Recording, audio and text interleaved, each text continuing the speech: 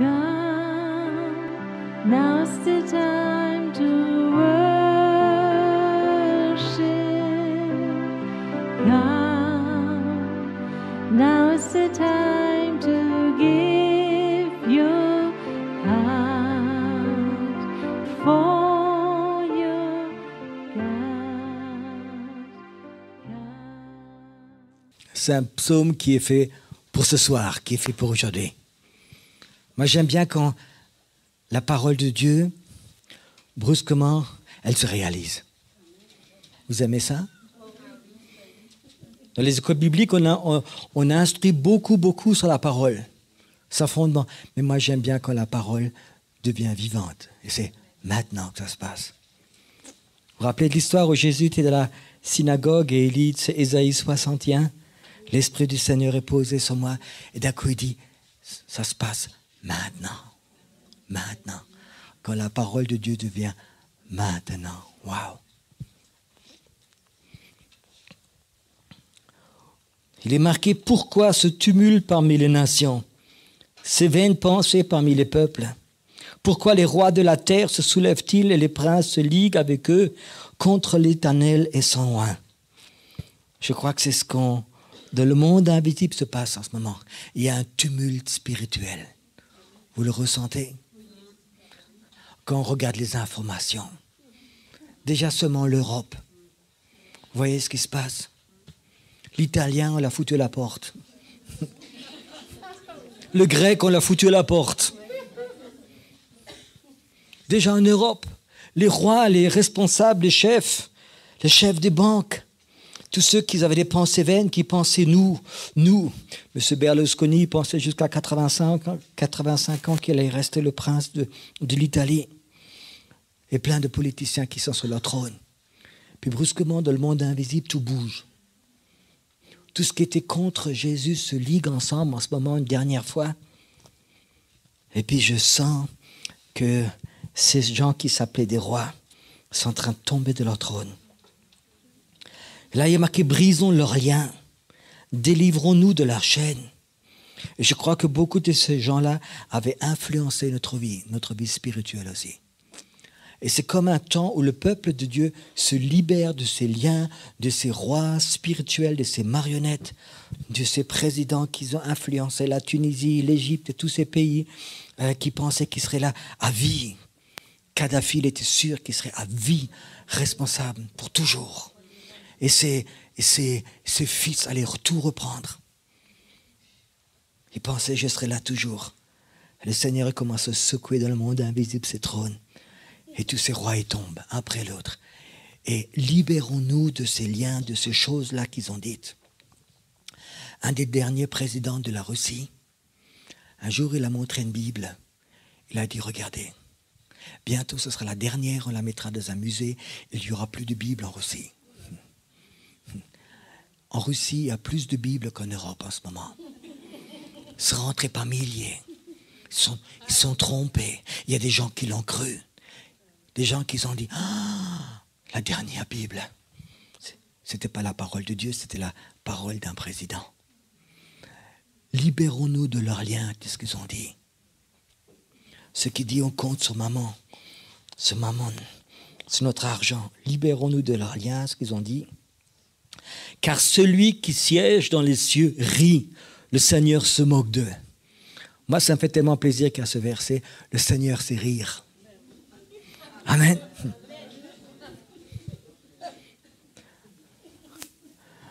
Tout ce que le Seigneur nous a donné, il l'a inventé et il l'a pratiqué lui-même.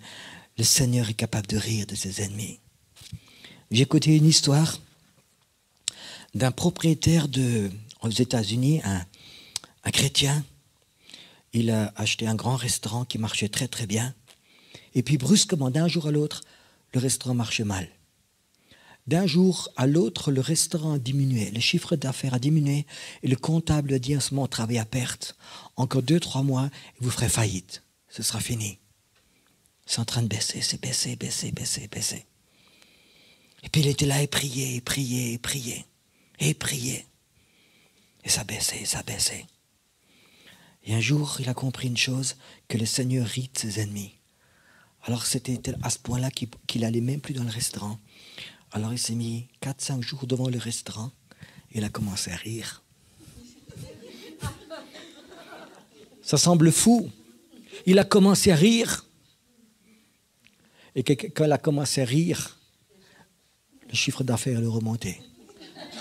Aujourd'hui, c'est un homme d'affaires riche le Seigneur a dit, commence à rire de tes ennemis, commence à rire de ta peur, commence à rire de tes soucis, commence à rire parce que Dieu, il rit de ses ennemis. Et je crois que la crainte appelle le doute, et le doute appelle la misère. Et puis d'un coup, on se trouve devant le mur de lamentation, et on n'arrête pas. Et les gens j'ai vu l'autre jour une dame qui m'a dit, pasteur, ça fait 40 ans que je suis en cure d'âme. 40 ans. Peut-être que celui-là qui a fait la cure d'âme, il se tire une balle de la tête après, je ne sais pas. J'arrivais à comprendre. 40 ans. 40 ans, elle était presque encore fière. Vous savez qu'on peut rire de ses ennemis? Dans la maison où j'habitais avant, j'avais ma chambre à coucher au premier étage. Et en été, il faisait très, très, très chaud. On ne pouvait presque pas dormir dedans. Alors j'avais dans ma cave un petit endroit. On faisait aussi des fois des réunions de prière. Il n'y avait rien. Et là, je mettais juste un matelas. Et je dormais dans la cave. Parce que quand il fait très, très chaud. Et puis, il n'y avait même pas de lampe de nuit, rien. Il y avait juste... il fallait se lever, aller faire 3 mètres à la porte pour allumer et éteindre. Et j'étais couché à 2h, 3h du matin sur un matelas. J'ai dormi. Et d'un coup, je sentais que quelque chose rentrait dans ma cave. Je le sentais. C'est comme comment on ressent ça, les démons? C'est comme un truc froid qui rentre. Et je sentais au milieu de la nuit que des démons rentraient dans cette cave. Et la première fois, quand des trucs comme ça arrivent, j'ai dit, Saint-Esprit, qu'est-ce que c'est? Le Saint-Esprit sait. Il me dit, c'est la haine et la peur qui rentrent. Je dis merci. Alors je me suis dit, qu'est-ce que je fais? Je me lève, j'allume la lumière, je fais 3 pas dans le noir, puis je le renverse. C'est pas bon non plus, hein? Pardon, monsieur, c'est pas un monsieur, pardon, c'est l'esprit. Je vais dans le noir et j'allume la lumière. Où je commence, qu'est-ce que je fais? D'un coup, j'ai une idée. Vous savez ce que j'ai fait? J'ai commencé à rire. À rire très fort. Ils sont partis. Ils détestent ça. Tu sais, ils aiment bien les gens qui ont peur, qui se lamentent. Ris de tes ennemis. Amen. Vous avez déjà entendu ce nom, Smith Wigglesworth? C'est un super homme de Dieu, un des derniers grands hommes de Dieu. Un des grands qui a, je crois que de sa vie, il a réveillé 15 ou 20 morts. Vraiment un des grands hommes de Dieu. Et un soir, il est couché dans son lit, et d'un coup, il voit que son lit est transporté pendant qu'il dort. 3 mètres au milieu de la chambre. Et il se réveille, et voit 7 petits démons qui portent le lit comme ça.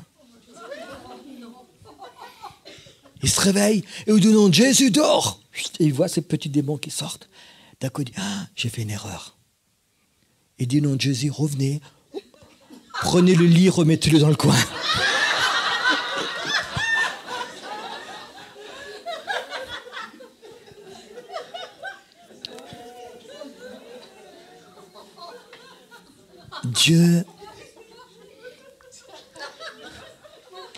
Dieu, il rit de ses ennemis. Et tu sais, des fois, il y a des rires de peur, mais il y a des rires de l'esprit.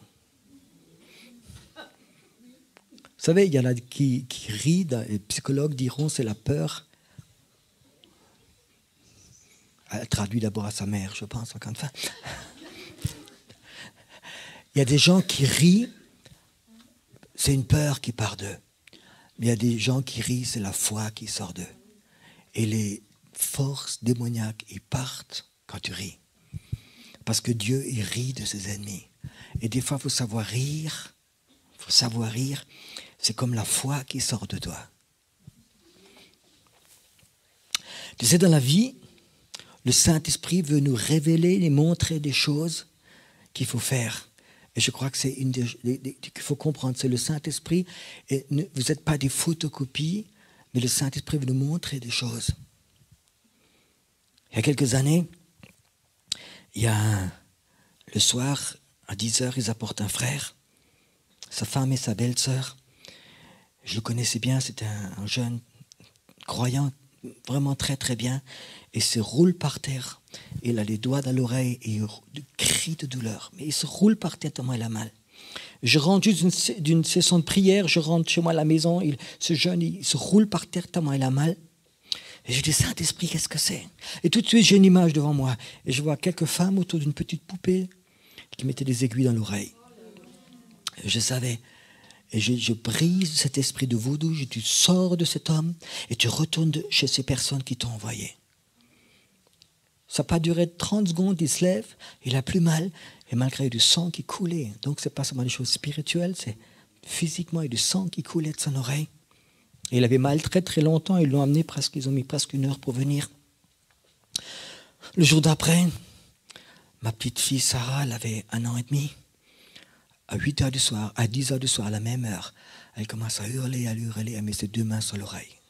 Et elle crie, elle crie. Alors ma femme et moi, on a prié. Ça n'a rien servi. Alors on a chanté des chants, ça n'a rien servi. Plus d'1 heure. On était démoralisés quand tu vois un petit enfant qui crie et tu vois que c'est la sorcellerie qui touche ton propre enfant. Et ma femme était vraiment au bout du rouleau, elle ne pouvait plus de voir cet enfant crier, elle est dans sa chambre. Et d'un coup, brusquement, ça fait clic chez moi. J'ai fait une chose que la plupart des gens ne feraient pas. J'ai pris ma petite fille qui criait comme ça dans mes bras et j'ai commencé à parler, pas au Seigneur, pas à Jésus, pas au Saint-Esprit. J'ai parlé à diable. J'ai dit, diable, regarde, ça c'est ma fille. Si tu crois que je ne ferai plus jamais de délivrance, tu te trompes. À partir d'aujourd'hui, je ferai 2 fois plus de délivrance. Et elle a arrêté de crier, elle s'est endormie, la douleur est partie.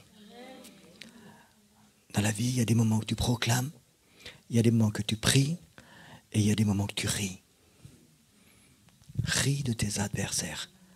Parce que Dieu, il rit. Je vous relis ce verset. Ces rois font des tuvules dans le monde invisible. Il y a des misères. Le franc suisse monte, l'euro descend. C'est une catastrophe pour le franc suisse et c'est une catastrophe pour l'Europe. Il y a des millions qui tournent, des millions qui sont brûlés. Il y a plein de choses qui disent. Puis il y a des chrétiens qui s'inquiètent. Ris, parce que c'est le temps de Dieu. Amen. C'est le temps de Dieu. C'est le plan de Dieu. Ris de toutes ces choses-là. Ce serait bien, tu allumes la télé le soir, et le speaker dit, bonsoir madame, vous n'aurez plus jamais de retraite. Le Seigneur, c'est ma retraite. Imbécile, t'as rien compris.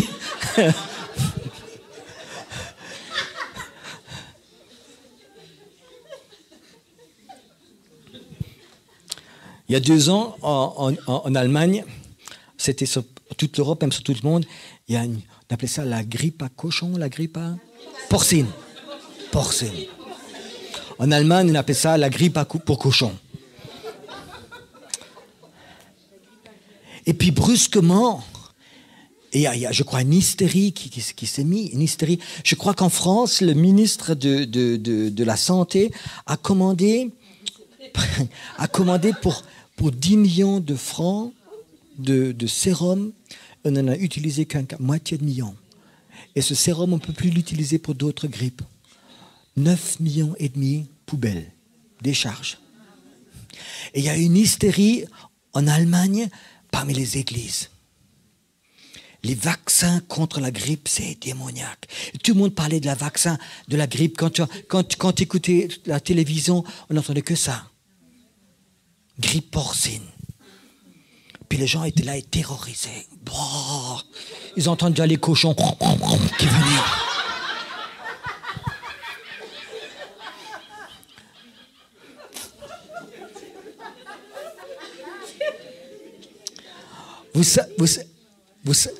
Je voudrais quand même vous dire un secret, pour ceux qui ne savent pas, le système immunitaire d'un homme Quand il a peur, il descend.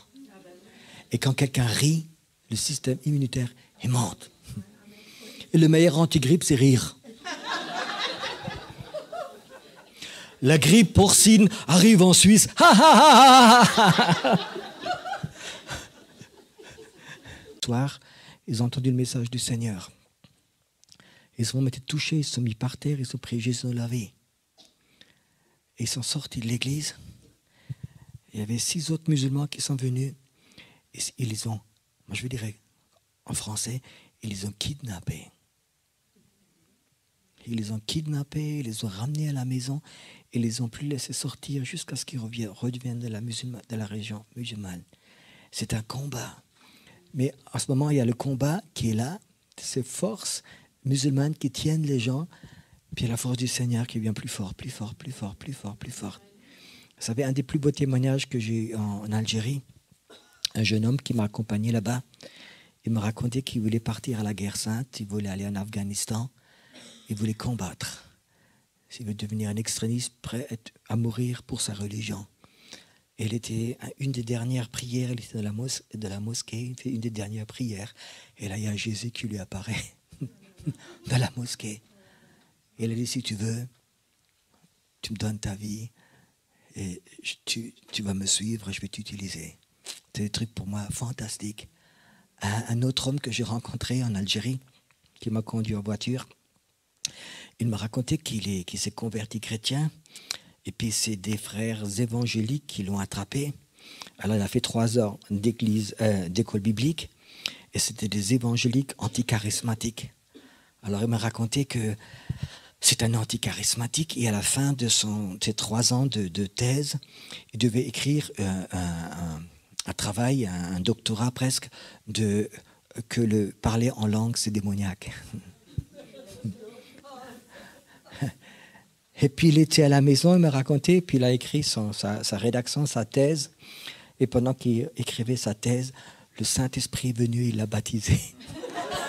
Il a commencé à parler en langue pendant qu'il écrivait sa thèse contre le parler de langue. Tu vois, et quand tu es dans ces pays, tu entends vraiment un témoignage après l'autre. C'est quelque chose de fantastique.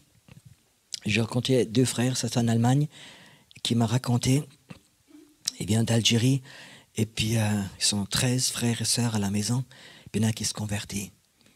Et il ne peut rien dire parce que, tu sais, on rigole beaucoup, mais dans ces pays en Algérie, j'ai vu beaucoup de jeunes qui disent on ne peut pas se marier parce qu'on ne trouve pas d'appartement, on n'a pas d'argent.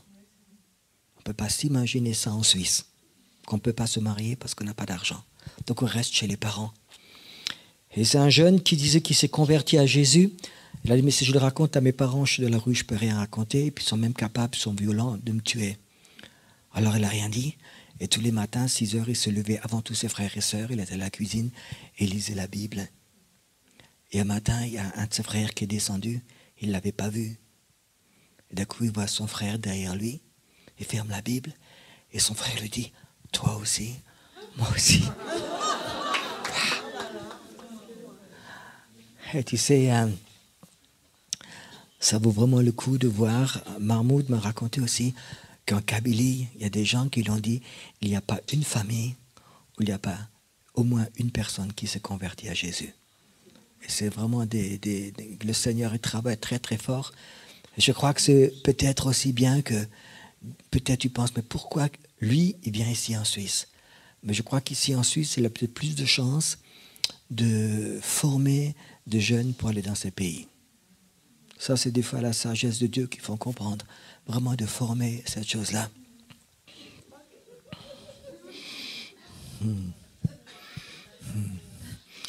Fermez voir. Je voudrais qu'à un moment que vous fermez vos yeux.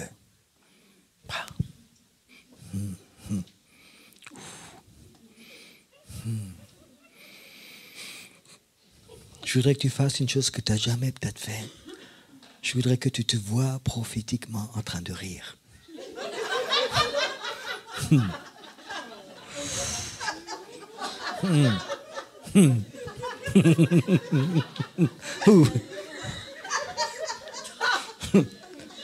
Je voudrais que tu te voies en train de rire.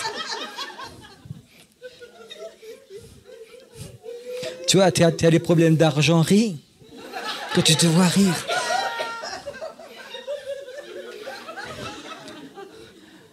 Toi, ton mari te dit, je te quitte. Alors ris. Ris.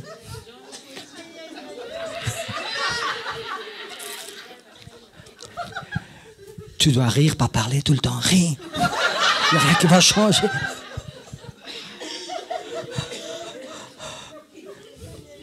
Je voudrais que tu fermes tes yeux en ce moment.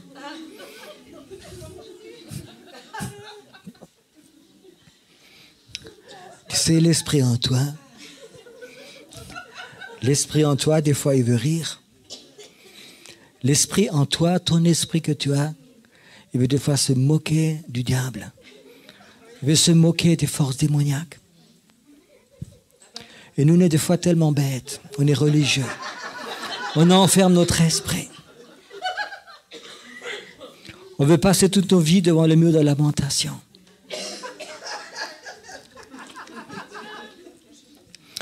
Le Seigneur dit, ris de tes ennemis. Tu sais, des fois, ton esprit, il a envie de rire. Ton esprit, il a envie de rire. Si vous n'avez pas envie de rire, rentre à la maison, c'est mieux. Parce que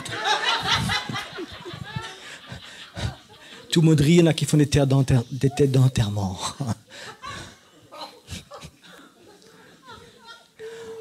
Tu sais, moi je veux dire une chose, je préfère blesser le Saint-Esprit, préfère blesser des hommes que le Saint-Esprit. Et le Saint-Esprit veut nous apprendre quelque chose ce soir. C'est que ton esprit doit être capable de rire. Parce qu'un jour, tu en auras besoin. Un jour, tu verras vraiment quand le Seigneur va t'utiliser, que des forces vont se lever contre toi. Et tu vas rire. Tu vas rire.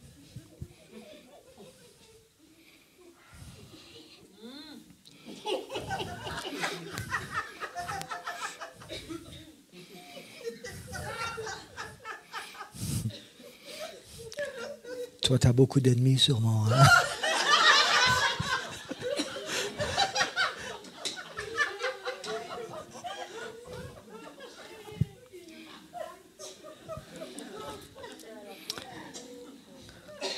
J'ai lu un livre d'histoire.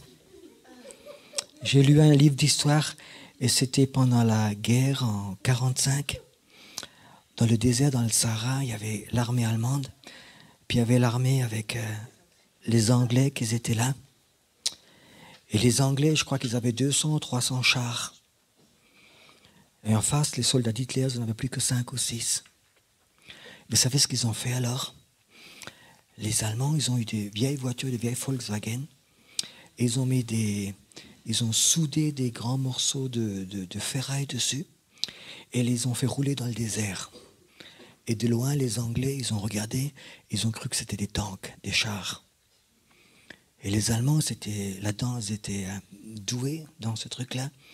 Je crois qu'ils avaient fait 600, 700 vieilles voitures qui faisaient rouler dans le désert. Ils n'avaient que 2 ou 3 chars encore, mais 600 vieilles voitures qui roulaient. Et les Anglais, quand ils voyaient ça, ils disaient, ils ont 3 fois plus de chars que nous, on ne les attaque pas. Et un jour, le général anglais, qui est un homme croyant, qui a reçu vraiment de Dieu, attaque-les.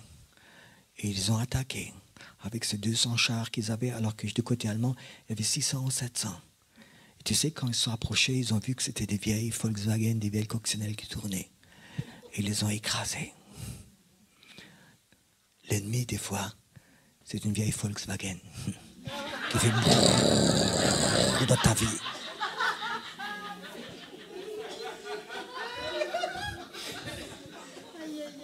Et toi, tu ris avec ton char, tu les écrases. Amen. Des fois, j'ai l'impression qu'on s'occupe trop de démons. Et les démons, des fois, c'est comme les mouches. T'en tues une, puis les autres qui viennent à l'enterrement. Ils viennent tous. Moi aussi. Ils viennent tous à l'enterrement. Alors des fois, on s'occupe trop de petits démons de personnes. Je te dis, tu en écrases un et puis il y en a 15 qui viennent. Et tu sais, les forces démoniaques, ils aiment tellement l'attention des gens. Ils aiment tellement l'attention des gens. Ils cherchent cette attention. Et si tu leur en donnes trop, ça n'arrête pas. J'avais un jeune... Oh, ce que je vais vous raconter, c'est difficile. Je peux quand même? J'avais un jeune à l'église. Il était un peu malade psychique. Mais surtout, il avait touché à l'occulte. Et chaque fois qu'on priait pour lui, il se roulait par terre. Dans les chaises, il jetait les chaises, il criait, il se déformait. Et c'était vraiment très, très impressionnant. Et j'avais remarqué que chaque fois qu'il y avait des femmes qui priaient pour lui, il commençait à se déformer, vraiment la figure. Et puis j'avais comme l'impression qu'il faisait ça pour avoir des sentiments de valeur. Et un jour, un dimanche matin, ils sont à peine partis de l'église, il y a 2 sœurs qui me téléphonent. Pierrot, Ouvin, il s'est, qu'on appelle ça, il est tombé en transe, il crie, on ne sait plus quoi faire. Il est chez nous à la maison. Et puis, je dis, écoute, j'arrive à la maison. Il était assis sur une chaise. Puis les 2 femmes terrorisées, Jésus. Et je le regarde, puis ça fait clic. Je dis, Ouvin, je compte jusqu'à 3. Si à 3, t'es pas normal, t'as une paire de gifles de moi.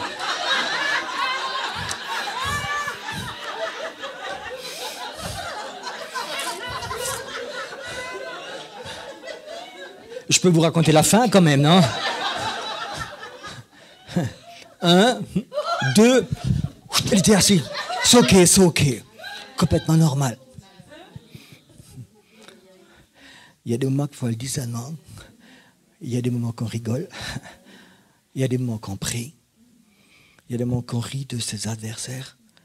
Il y a des moments qu'on dit aussi arrête sur le cinéma. Vous êtes d'accord avec moi? J'ai l'impression que les chrétiens, c'est des photocopieurs. Oui, j'ai vu dans ce livre qu'il fallait mettre de l'huile sur les fenêtres et faire la Sainte Seine, faire ceci. Ils répètent tout. Ce n'est pas le Saint-Esprit qui l'a dit. Ils refont tout. Et je crois qu'il faudrait vraiment une relation avec le Saint-Esprit. Une relation personnelle avec lui. Et il veut vous apprendre ces choses. Mais ce que je veux dire, il y a un rire qui vient de l'esprit. Il y a un rire qui vient de l'esprit. Et je te promets, quand les chrétiens, ils sont unis au Saint-Esprit, ils commencent à rire, il y a des forces démoniaques qui s'en vont de la vie des gens. Mais il ne faut pas rire tout le temps non plus. Tu comprends? Il faut vraiment avoir ce discernement de ces choses-là. Je répète ce verset. Celui qui siège dans les cieux rit, le Seigneur se moque d'eux. Puis il leur parle dans sa colère, il les épouvante dans sa fureur. C'est moi qui ai oint mon roi sur Sion, ma montagne sainte. Et là, Dieu parle de Jésus. Je publierai le décret. L'Éternel m'a dit, tu es mon fils, je t'ai engendré aujourd'hui. Aujourd'hui, c'est quand? C'est aujourd'hui. Aujourd'hui, c'est aujourd'hui. Je t'ai engendré aujourd'hui. Aujourd'hui, quand tu écoutes cette parole, tu peux être engendré en tant que fils. Demande-moi et je te donnerai les nations pour héritage. Je termine aujourd'hui avec ce que j'ai commencé cet après-midi. Moi, si je veux vivre pour Dieu, je veux vivre pour des grandes choses. Je ne veux pas vivre pour prêcher. Je veux vivre pour des grandes choses. Je veux dans ma vie voir des grandes choses. J'ai donné ma vie à Dieu et mon Dieu, c'est un grand Dieu. Et Dieu m'a appelé, c'est pour ne pas faire des petites choses, c'est pas pour faire de la cure d'âme toute ma vie. C'est pour faire des grandes choses. Et je veux vraiment racheter des pays pour mon Dieu. Je veux voir que des pays complets reviennent à Dieu. Nous vivons vraiment dans un temps où Dieu, il appelle des pays, où Dieu, il fait tomber ses rois, où ses rois, ils tombent, où il y a un nouveau temps qui va se passer. Et Dieu, il a dit, c'est la fin du temps. Et je vais remettre les pendules à l'heure. Et je vais reprendre les pays pour moi. Comme sur un jeu d'échecs, les pays vont reprendre. Et le Seigneur a besoin d'hommes et de femmes qui disent, Seigneur, je suis engendré ton fils et ta fille aujourd'hui. Tu m'appelles aujourd'hui pour appeler des pays. Cet après-midi, j'ai parlé ici que des pays étaient comme pour Dieu des enfants. un jour, j'ai une révélation et Dieu m'a dit, Pierrot, les pays comme ils sont, l'Autriche, la Suisse, l'Algérie, la France, la Tunisie, c'est des pays, c'est comme mes enfants. Et il y a des enfants que j'ai perdus, mais je les rappelle. Je les rappelle. Et brusquement, j'ai senti que nous pouvons adopter ces enfants dans notre esprit. Et ça devient nos enfants. Et ça 3 fois que j'étais en Kabylie, et je sais que je retournerai. Et je sais que la Kabylie, c'est comme un morceau d'enfant. Je sais que la Tunisie, c'est comme un enfant pour moi. Vous savez, Dieu peut changer tellement de choses. Quand j'ai trouvé Jésus dans une cellule de prison, j'étais politiquement complètement à droite. Je faisais partie des électeurs de M. Le Pen. J'étais complètement à droite. Et je haïssais les Arabes. Les Arabes, c'était vraiment pas mon truc. Je haïssais les Noirs. Je haïssais les drogués. Ça, c'était ma vie. Et le Seigneur Jésus est venu de ma vie. Il m'envoie en Algérie. Et tu sais, quand tu vas en Algérie, la première fois que j'étais en Algérie, il y a 15 ans, je rentre en Algérie, et puis j'ai été accompagné d'un autre pasteur. Il m'a dit, Pierrot, on rentre des Bibles en Algérie. Il a dit, légalement, tu peux en entrer combien? Je lui ai demandé, il m'a dit, 1. Il m'a dit, combien t'en veux, combien tu veux emmener? Je lui ai dit, je ne sais pas, et toi, qu'est-ce que t'en penses? Il m'a dit, il en sera fait selon ta foi. Alors j'ai dit 30 kilos. Alors il m'a mis dans ma valise 30 kilos de Bible. Tu sais, quand tu es en France, tu as la foi. Puis quand tu arrives sur l'Algérie, et tu arrives à Alger dans l'aéroport, il y a plus de flics et de douaniers que de touristes. C'est un état ultra policier. Et tous les 10 mètres, il y a un gars avec sa mitraillette qui est posé là. Et surtout quand tu es blanc, quand tu sors, les yeux te voient. Puis il faut que tu passes quelque part avec ta valise, où ils ont ils scannent. Puis on voit quand même que c'est des livres. Hein. Alors le gars qui était avec moi me disait, ne t'inquiète pas, ils vont mettre un trait dessus parce qu'ils voient tes Bibles. Et avec 30 kilos de Bible, ça fait au moins 5 ans de tôle. C'est pas drôle, tu étais là avec tes Bibles, il scanne, et puis le douanier il voit ça, et puis il a une craie blanche, il met un truc dessus comme ça. Non. Un blanc n'amène pas des courants en Algérie. Mais un trait blanc la craie. Le pasteur qui était avec moi, il avait fait plusieurs. T'inquiète pas, il avait une éponge, il a enlevé la craie.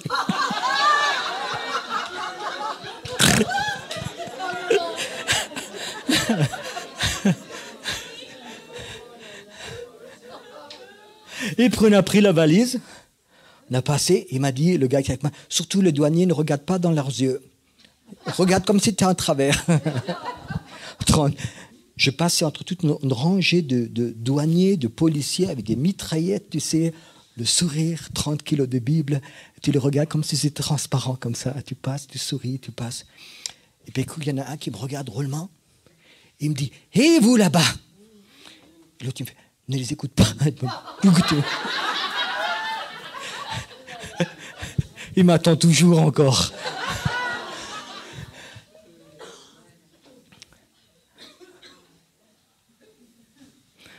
Quand Dieu t'appelle, c'est intéressant. La vie est intéressante. Et je crois que c'est vraiment des pays que Dieu, il aime. C'est des pays qui sont comme des enfants pour lui. Et je crois que ça ne suffit pas le dimanche de dire, oh Seigneur, je bénis ces pays. Mais je crois que c'est bien de les adopter comme des enfants dans nous. Tu sais, quand tu as un enfant en toi, dans ton cœur, tu sais quelle est la différence entre un enfant ou une voiture ou une moto ou une maison? Pour un enfant, tu es prêt à mourir. N'importe quel père, n'importe quelle mère qui est ici, tu diras c'est juste. Je suis prêt à mourir pour mes enfants. J'ai 4 enfants. Des fois, il me faut même des misères. Mais je suis prêt ce soir à donner ma vie pour chacun d'eux. Parce qu'ils sont plus jeunes que moi. Ils doivent vivre. Ils doivent vivre. Ma voiture, tu peux me la prendre. Ma maison, tu peux me la prendre. Et pas mes enfants. Parce que je suis prêt à donner ma vie pour eux. C'est mes enfants. Et si Dieu te donne un pays, et tu l'adoptes comme un enfant, tu es prêt à mourir pour ce pays. Et si tu es prêt à mourir pour quelque chose, ta prière, elle arrivera plus haut qu'elle t'est arrivée avant. Des fois, on prie et nos prières restent à cette hauteur. Ils ne montent pas à la montagne sainte. Mais il y a des moments quand tu pries pour des choses, ça monte au ciel. Il y a quelques années, une de mes filles, une petite fille, elle tombe dans le coma. Elle l'a mis vite à l'hôpital. Elle avait une inflammation du cerveau. Et ils l'ont mis en réanimation. Et les médecins m'ont dit, elle risque de passer la nuit. Et si jamais elle meurt la nuit, ils m'envoient la police pour prévenir. Et si jamais elle se réveille, ils pensent qu'elle sera plus normale. Le cerveau est détruit. Et elle était là dans un coma profond. Je rentre à la maison. Et tu sais, quand ton enfant est en train de mourir, tu pries plus comme si c'est la voiture est cassée pour une place de travail. C'est autre chose. C'est dedans. Et je sais ce que c'est passer une journée tout seul dans une chambre où tu jeûnes et tu ne sais même plus quoi dire. Tu ne sais plus quoi dire. Mais ça fait mal. Ton enfant est en train de mourir. Tu ne sais même plus quoi prier. Ça fait mal. Et tu as des pensées de mort qui viennent. Et j'étais là dans ma chambre, ces pensées de mort, ça n'arrêtait pas. Qu'est-ce que tu fais avec ces habits? Elle a 4 ans. Si elle meurt, tu les gardes ou tu les jettes? Qu'est-ce que tu fais avec ses jouets? Qu'est-ce que tu vas faire avec son petit lit? Tu vas le garder ou tu vas le vendre ou tu vas le jeter? Des pensées comme ça, ça passait, un après l'autre. Et tu es là devant Dieu, tu as tout prié ce que tu voulais prier. Ton enfant est là. Et je sais qu'à ce moment-là, tes prières, ils vont à une autre dimension. Puis brusquement, j'étais là. Et puis brusquement, le Seigneur me parle. Vous ne pouvez pas vous imaginer ce qu'il m'a dit. Je le vois et il a ma petite fille dans les bras. Il me dit, tu la veux ou je la garde? Comme ça. Je ne suis pas très spirituel. J'ai dit, je la veux. Je la veux. Et il me dit, alors je te la rends. Quelques heures après, elle s'est réveillée. Un jour après, on l'a sortie de l'hôpital, elle est allée en vacances. Et elle est complètement normale. Elle était en Chine, elle était en Inde, comme missionnaire, elle a déjà travaillé. Elle aime le Seigneur par-dessus tout. Mais je sais ce que c'est prier pour un enfant qui est en train de mourir. Ta prière, c'est pas du « Ah Seigneur, je prie ». C'est autre chose. Si le Seigneur te donnait un pays en toi comme un enfant. Et tu vois qu'il y a un combat spirituel pour un pays. Un combat pour la Libye, pour la Tunisie, pour l'Algérie. Il y a un combat. Ou bien ce pays meurt, ou bien ce pays va être sauvé. Est-ce que tu es prêt à dire ce pays, c'est comme mon enfant? Je vais prier pour ce pays.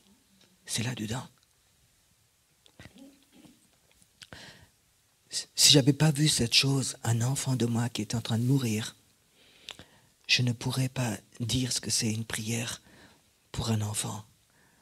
Mais je sais ce que c'est une prière pour un enfant parce que je l'ai subi. Mais je vous promets une chose, si vous adoptez un pays, vous allez avoir les mêmes douleurs, les mêmes souffrances pour ce pays que pour un enfant. Et un jour, il y aura peut-être pour ce pays un combat. Le diable dit, je ne veux pas lâcher ce pays. Tu sais qu'il y a des pays en Afrique qui étaient presque tous chrétiens. Et puis brusquement, il y a eu des génocides. Les missionnaires ils ont été renvoyés en France, dans d'autres pays. Et des milliers de millions de gens ont été tués. Et les forces de ténèbres, ils ont repris ces pays. Pourquoi? Peut-être parce qu'il n'y avait pas assez de gens qui avaient adopté ce pays. Je vous promets une chose, ce n'est pas gagné à l'avance. Ce n'est pas un jeu.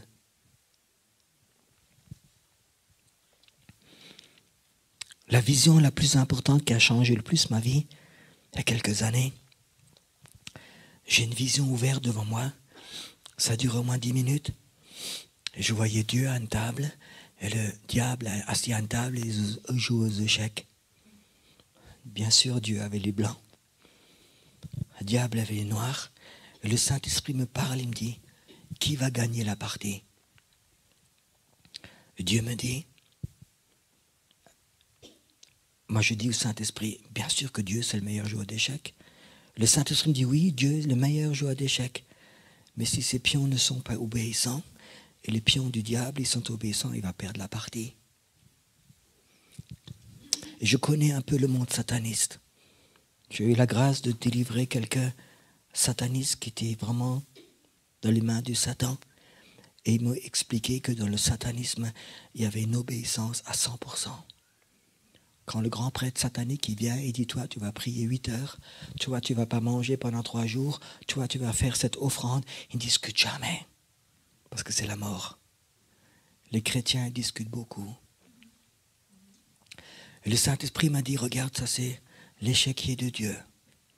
J'ai des hommes et des femmes que je mets dessus. Et si je leur dis d'aller là et là, Dieu va gagner la partie du monde.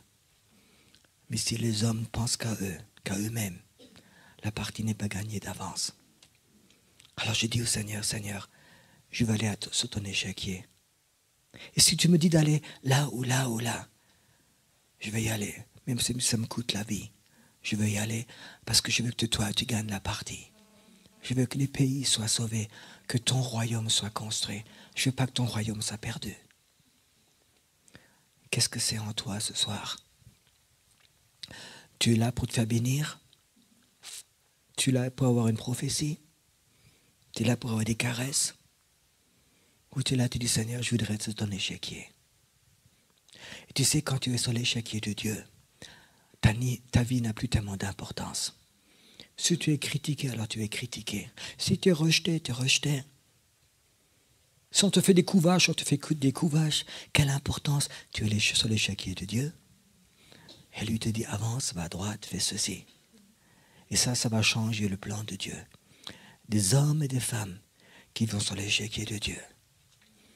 Pas des hommes et des femmes qui pensent à eux-mêmes, qui pensent à leur royaume, à leurs sentiments, à leur orgueil, à leurs blessures, mais des hommes et des femmes qui se mettent sur l'échiquier de Dieu.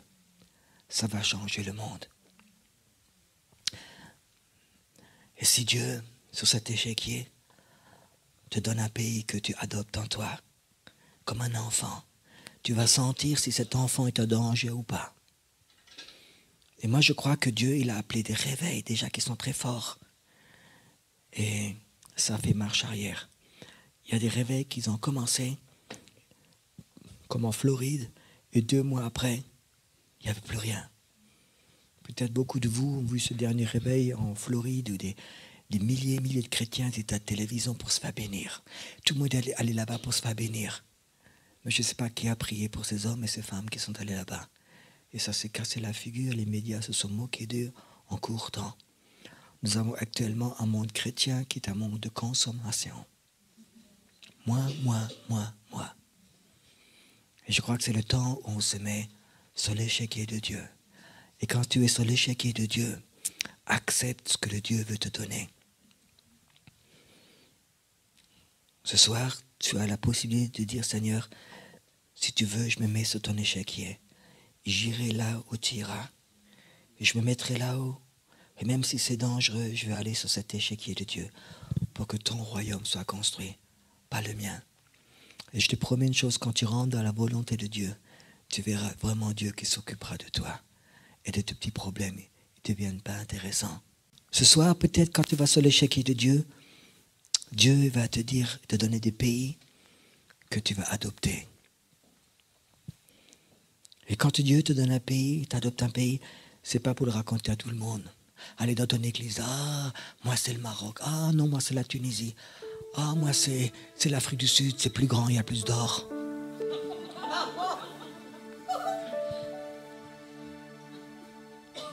C'est le Seigneur te donne un pays, un enfant, c'est en toi.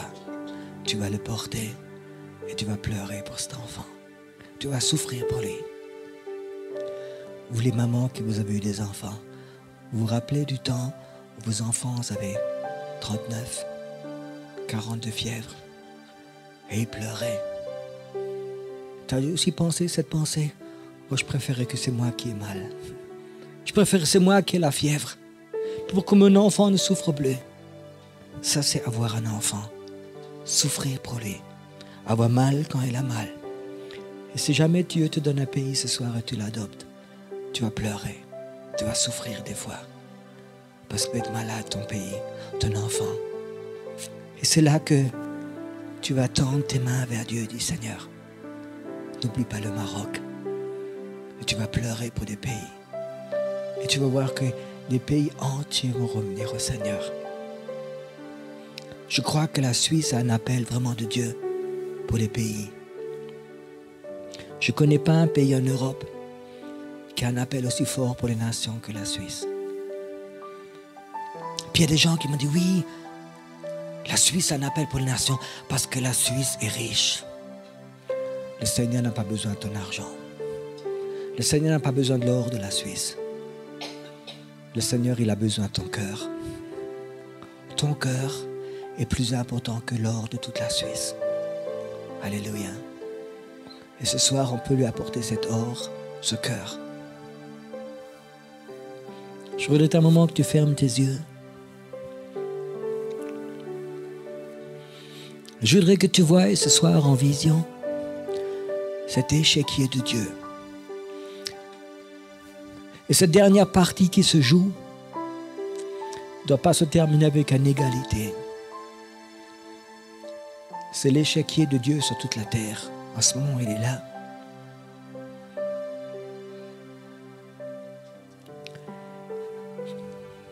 Est-ce que tu veux monter sur cet échiquier de Dieu et dire, Seigneur, ma vie t'appartient. Tu peux m'utiliser comme tu veux. Ma vie t'appartient. Si tu as besoin de moi, Seigneur, je suis là. Je te donne tout. Mes pensées, mon cœur, mes mains, ma vie. Si tu as besoin de moi, tu m'appelles. Je serai là. J'irai où tu iras. J'irai là où tu me diras d'aller.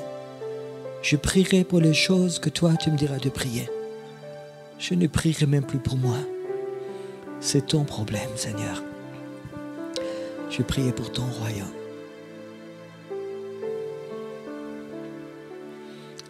Ce soir, il y a un Dieu qui appelle. Il y a un Dieu qui appelle. Viens, mon enfant. Viens. Viens. Viens. J'ai besoin de personnes sur mon échiquier. Et je te ferai voir mes plans. Et tu comprendras mes plans. Et tu iras sur ma montagne sainte. Et tu hériteras. Si tu es prêt à mettre ta vie dans ma main. C'est autre chose que d'être chrétien, que d'aller dans une église. Si dis, Seigneur, je mets ma vie dans ta main. Je ne cherche pas à être béni, mais je veux construire le royaume de Dieu. Je veux construire le royaume de Dieu. Je veux construire le royaume de Dieu. Le royaume de Dieu.